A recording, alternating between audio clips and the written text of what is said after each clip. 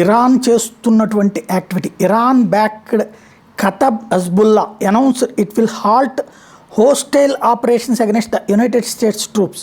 The group said it was motivated by the desire to not embrace the Iraqi government.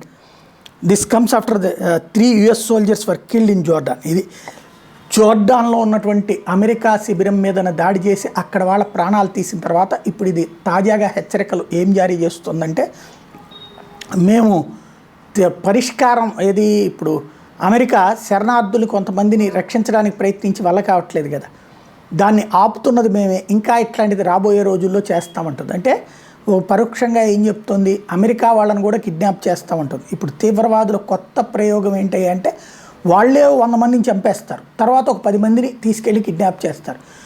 ఈ 100 మందిని చంపినందుకు ప్రతీకారం తీర్చుకోకుండా ఈ 10 మందిని అడ్డం పెట్టి నాటకం ఆడతారనడానికి సజీవమైనటువంటి సాక్ష్యం ప్రస్తుతం ఇజ్రాయెల్ మీద హమాస్ తీవ్రవాదులు చేస్తున్న ఘాతుకం. ఆ ధైర్యంతో, ఆ స్ఫూర్తితో ఇప్పుడు ఇరాన్ సూచించిన బాటలో మరొక తీవ్రవాద సంస్థ హెచ్చరికలు జారీ చేస్తుంది.